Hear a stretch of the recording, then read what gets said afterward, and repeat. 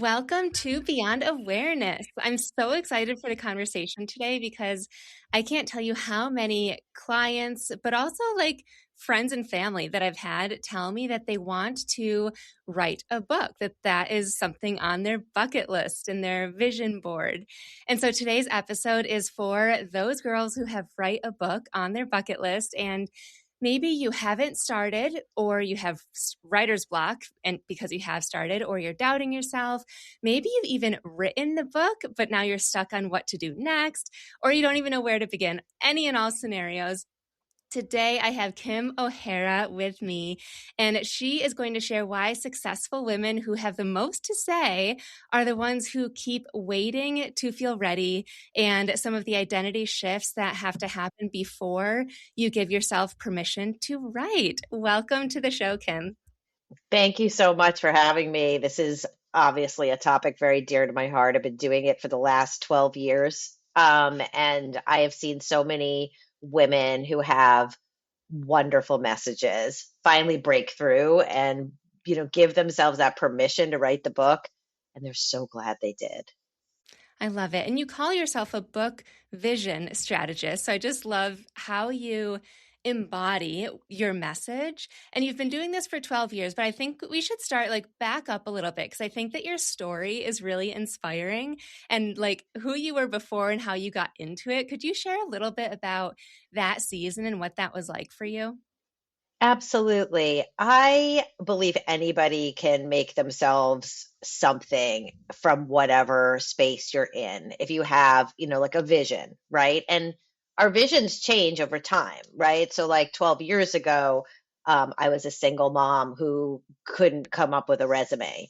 So, I had been a movie producer for years, and then I had my kids, and I was basically like, a stay-at-home mom, which I never thought I would be in a million years. But we had moved to an area that I was basically unemployable because my resume was a movie producer. I mean, I was like a storyteller. This was like way before storytelling was like something people hired people for. So Yeah.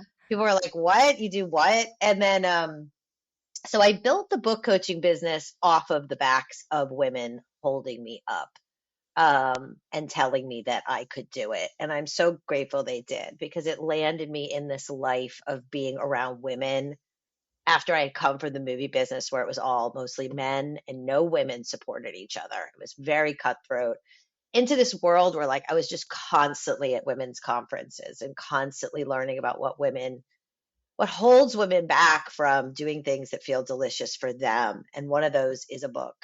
And I decided to write my own book about my sexual abuse journey, which was painful. So I had to actually, like, we have to do what we tell our clients to do. And I did that. And that was really incredible. And I kind of learned the value of catharsis through speaking up in a book. And that was really beautiful. I put that out in 2022. And now I'm writing another book that I just signed a book agent yesterday. So it's Yay. like I'm journeying with the journey my clients are on always. And the book vision strategist is a new title that actually came through a retreat I did with Amy Nelson from the Riveter. I give her a lot of credit for this because we spent a weekend and she said, you do big vision. You're not just an editor, you're not just a coach, you see big things for women. And that's where it's come to after 12 years. So powerful. And before we get into more of the book stuff, one thing that hit home for me was when you were sharing that you were working on yourself all the time, especially when you Mhm. were in that season of your life, but then you were still burning out.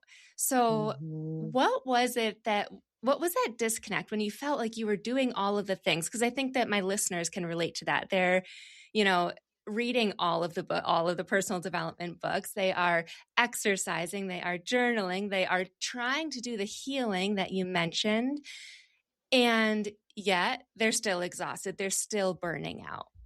Right. Well, that's like, look, I have to talk about my newest brand because it's something that's really been percolating under the surface all these years that I've been a book coach because I've spent a lot of time with women. And I've spent a lot of time with exhausted women trying to write a book at like 5 a.m. or like after the kids go to bed or like, Yeah. locking themselves in the bathroom or like whatever it takes, Yeah. And I found in all my personal development, look, the personal development books are great, but we as women, like, we don't really have time, I believe, especially sandwich generation women, 30 to 60, who are taking care of parents that are aging and also kids, whether they're little or adult children. They don't have a lot of time to sit and read long tomes about values and guilt and shame and like feel bad about ourselves and like have to do all this work. Yeah. I did a lot of that work. I eked a lot of that time to make that work. And what I found has helped me the most is delicious moments with myself, just me doing something really small. And for some reason, that just built my value and my self worth faster than any of the like long conferences I've been to that have like wrenched my soul out of my body. And it's taken me months to recover.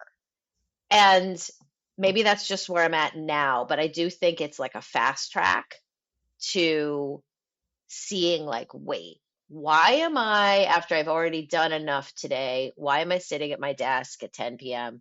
doing more? Why am I getting up at 6 a.m. to eke out more? Who's telling me I have to do more? Where does that panic come? Where does that convincing that we haven't done enough? And that's what gets in the way of books all the time. And I always like used to say, well, maybe you can't go to your Pilates class and that'll help you write a book. It's only for 4 months. But now I start to say, really look at your calendar. You're probably doing a lot of things that you can start to say, I don't want to do those right now.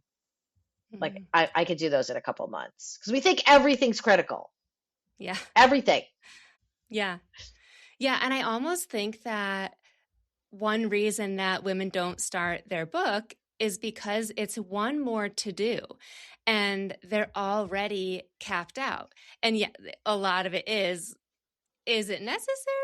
Like what they're doing? Maybe yes, maybe not. Like that's some of the work that they have to do. But no matter what, they're already overwhelmed, overstimulated, exhausted. So this inspiring goal that they have is just too much. But I love what you Hmm. said of how learning to like speak up in a book, that's kind of how I got started on this journey. It wasn't necessarily writing a book, but I had so many big feelings right after I had my son, and I didn't know Mm. how to voice them to my partner or to anyone. And so I locked myself in a spare bedroom and I journaled and I just brain dumped because I was like, I just need to not even make sense of it. I just need to get it out. And so, can you speak to more of that, because even that could be like the start of potentially writing, yet it's not formal writing. It might not appear to be writing, and it's not like typical I'm writing a book, and I had no expectations for that, which is maybe why it was easier. Right, right. I have so many different ways that I note my thoughts and note my feelings, right? So I have on my laptop, and I've had this since 2020. Perhaps it's COVID that got me doing it. I'm not quite sure, but I have a Dear God letter. And every day I try to at least get on my computer and I put the date and I write Dear God and I write about like the things that are like going on that day or like why is this not happening fast enough? Why do I feel confused about a lot? It's a lot of like why, like why is this happening? Why do or it's like I can't believe this most beautiful thing just occurred and I want to like document it. That I can look back on at the end of the year and I literally see my year unfolding in a way that I couldn't see on a day-to-day basis. And if I look at the prior year, I'm always like blown away because I don't think I'm advancing. Yeah. And then I look at it and I'm like, oh my God. I also carry around my phone a lot, like most of us do. And if I have a creative download or an idea, I put it on a note and or I make a note, recording to myself and I text it to myself. I have a journal that I write in that's notebook so you can carry it with you wherever you go. That's just like I don't know, like nonsensical stuff. Hmm. And I also, you know, meditate like a lot, and I walk a lot, and I think a lot, and I'm in my feelings a lot. So when you sit down to write the book, or you do the vision strategy session or something like that, you get to incorporate all that into like an outline that feels condensed and organized, and it embodies all the parts of you that have been in all these like little scattered places, right? I think women feel overwhelmed by all the little scattered places that they've been writing everything down. And it's true. Like none of those are going to equal a book until you do an outline. Mm. Yeah, as you were saying that, I was thinking, how do you know when someone has something to say versus it's just a list of complaining? And I want to pause too, because I thought you were going to say that your dear God was more like affirmations, but I love that you were like, why is this not happening? Because I think it's so therapeutic to release like the frustration. So I love that. But what if someone looks at their list and they're like, "Oh my gosh, I'm just venting," or March was a really great month for me or whatever it might be. How do you know if you have something to say or it's just like, I actually live a cool life or life is okay? Authors that want to be authors, the dream will not die ever.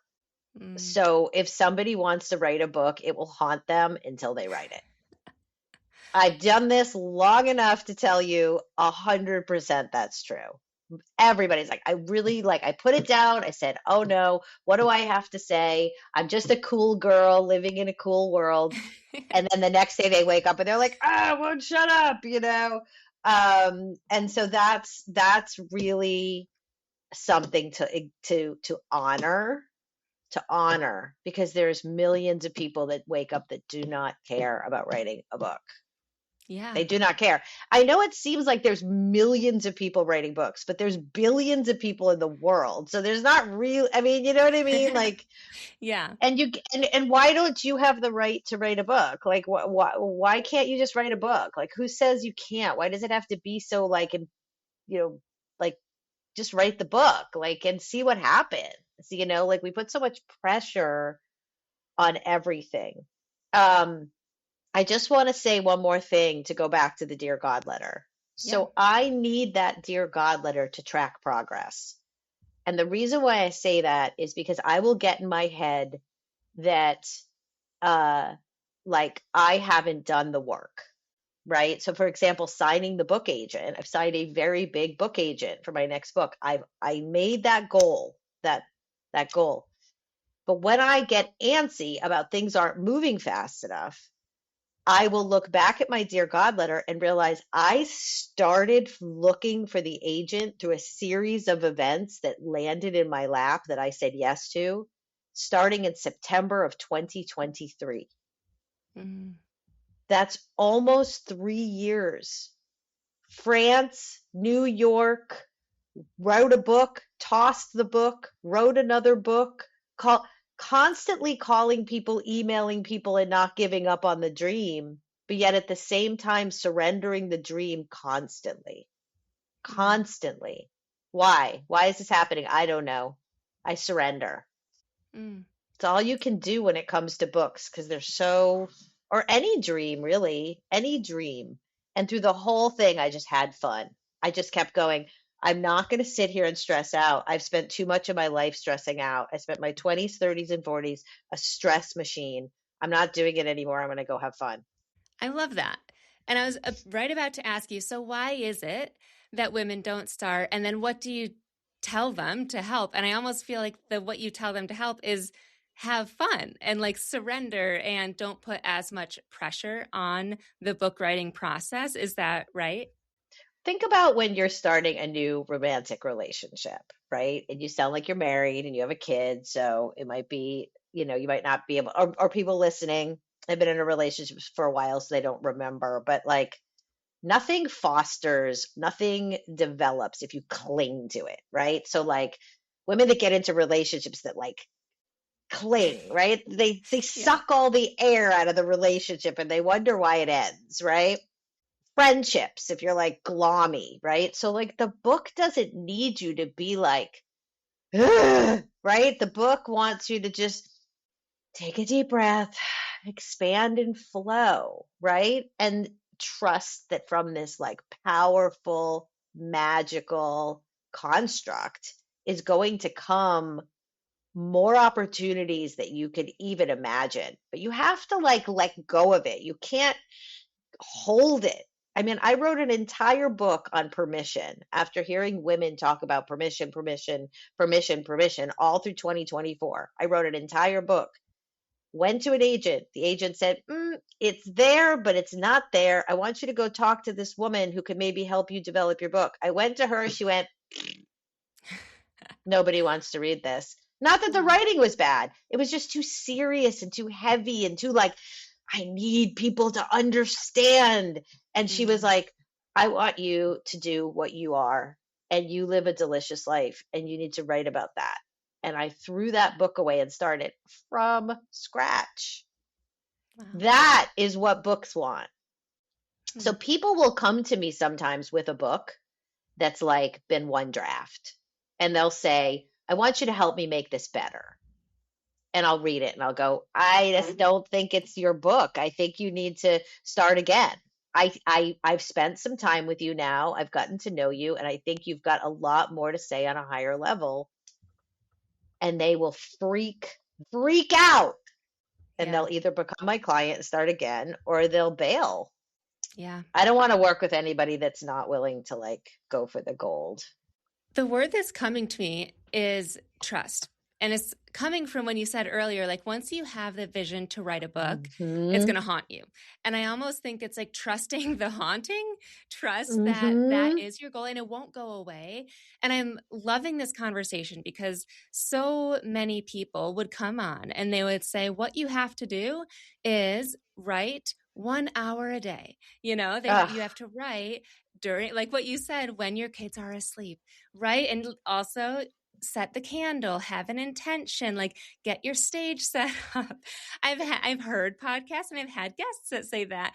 And I love that it's like trust the haunting, trust that it won't go away, and then like release it and know that maybe a different topic for your book will come up and it'll be more fun or it'll be completely different, and letting go and having more fun with it, maybe a different time will create more space for you.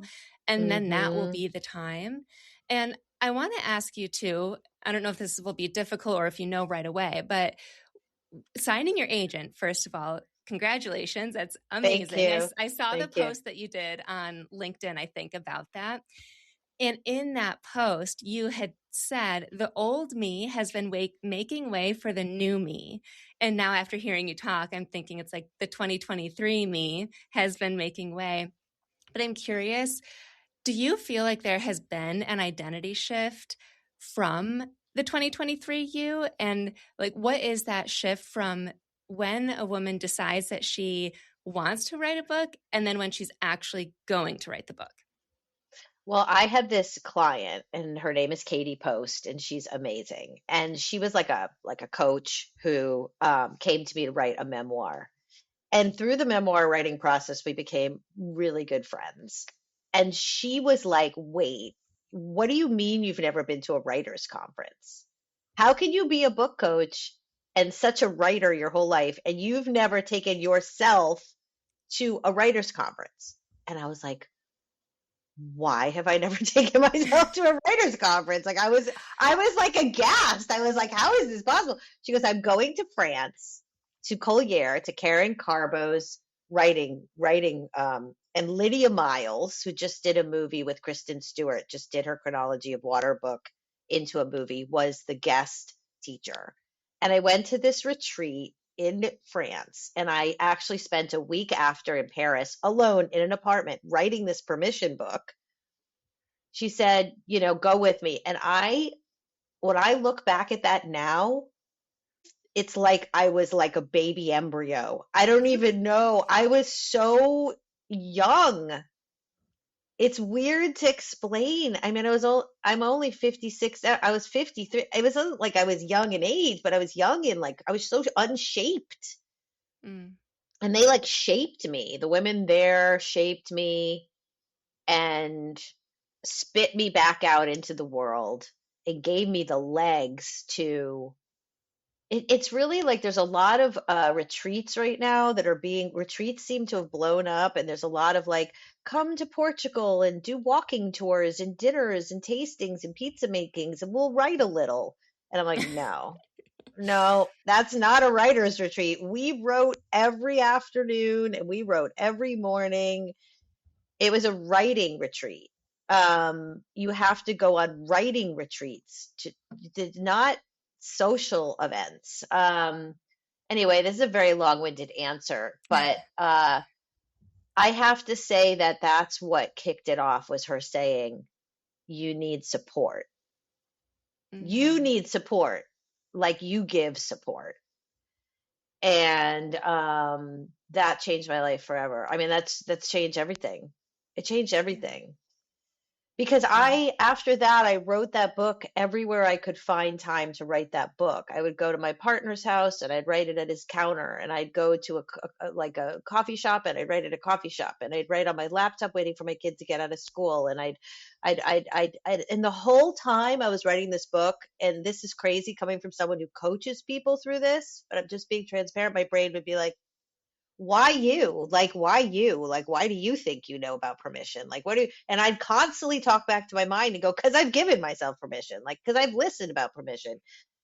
So when someone said to me, your book's good, but I think you could, there's a you in there you're not bringing out, I listened. Mm-hmm. You got to be able to listen to the people that come to you to advise you. People are led to me and they have a discovery call with me and they say all the things. It was like a miracle. I was at like a dry cleaner and I ran into my friend Deb from high school and she had worked with you and it was exactly what I needed to hear. And now I'm on the phone with you and something inside them goes, it can't be that easy. It Mm-hmm. can't be you. That would be too miraculous. You're perfect. I want to work with you. And then they overthink it and then they disappear. And it's sad because they found me, Mm-hmm. just like I found those women. I love the vision of you just typing everywhere. And that was the vision I got earlier of like, once you trust, then when it's the right time and you have the support, then the space opens up and the inspiration. Hmm. And that's when you have the motivation. It's not so curated as we try to make it seem. But as you were talking, you were just saying how like you were a baby and how like that book you were like so young almost, and it made me think of how if I were writing a book, something that might stop me is knowing, like, even I listen to my past podcast episodes and I'm like, oh my gosh, they're so cringe. Like, I know so much more now and I speak so much more authentically. Whereas before I was like, Hmm. You were hello, I trying to am be a podcaster. I am a exactly. podcaster. Now you're just like, I am a pod. I just am. Yeah, yeah, and I think what might stop me and potentially others from writing a book is that knowing that in Hmm. 5 years it will be better. So I should wait until I'm better. So what would be your advice to just do it now, even though in 5 years you will likely be better, or knowing that in the future you might have a different perspective? So how do you trust that right now is the right time? There are women who have written 5 or 6 books. I mean, there are just women that are going to write 5 or 6 books. So, and every book has meaning to them. And every book, if you track it, has played a part in their development and played a part in where they were in their career. And I believe strongly that the writing of that book advanced them to the next stage where they wrote the next book and advanced them to the stage. And if you wait 5 years, you're keeping all that stuff inside of you that you have to say that's not helping you advance yourself. Right. So when I wrote the sexual abuse book, I knew very clearly that that wasn't going to be part of my brand per se. So that was hard for me because I was like, well, there really isn't a lot of justification for writing this book, except that I know it's going to move me forward. And it absolutely 100% unlocked me to be able to develop this delicious life book because I was able to go, okay, I have to tell the story about like waking up from sexual abuse at 44, like, and my whole existence changing and me realizing all this stuff about myself. That was not where I was going to stop. I was not going to stop in the darkness, even though the book's very positive. I knew from there I had to write about the light. And that's where I am now. And who knows, maybe in 5 years I'll be back to the darkness. I don't know, but I'm pretty sure I'm ready to have a life in the light at this point. Yeah. That's so insightful because yeah, it's like I can just re-record or not even re-record. I will record another podcast episode. You know, I can write another book, and it's like you Hmm. need that in order to get better so that your next book is that much better, so that the next Right. episode and like you learn so much more from it and it's expedited. Like in five That's years, you'll right. be even better. Don't wait, like just keep going, keep developing, is this your first podcast? Second. This is your second. So you understand, like people would say to me when I stopped my first podcast, which was you should write a book about that at like 92 episodes. People are like, why would you do that? You had 100,000 downloads. You were like Stitcher top pick. Why did you do that? And I'm like, I didn't want to do it anymore. Yeah. People are like, what? Like that's not enough of an answer. Like I you stopped your trajectory. No, I actually moved on to the next thing. Like, and we get to do that. That's just like books. You write a book and you do what you can with it. And if it takes off and has legs, you give it the attention it needs. And if it doesn't, that's okay too. It's just part of your development. mm. I love it. So let's wrap up with permission. I would love for you to touch on any permission slips that you would give the woman who's waiting to feel ready or waiting to feel qualified, like you mentioned, before she starts writing, or maybe before she publishes, before she takes that next step. So what does she need to, what permission slip should she give herself to start that process, complete the process, or even just trust in her own story? Well, what's going to be very different for me than what your other guests who might be in the book business or book coaches are going to say is I'm not going to say any of that stuff like get a journal. It comes from an internal dialogue with yourself, right? So you already know you want to write the book. So you need permission to teach yourself how to trust yourself. And the teaching yourself to trust yourself is where you give yourself permission to do all the little things that you want to do one baby step at a time. I am going to go into that coffee shop that has that amazing banana bread.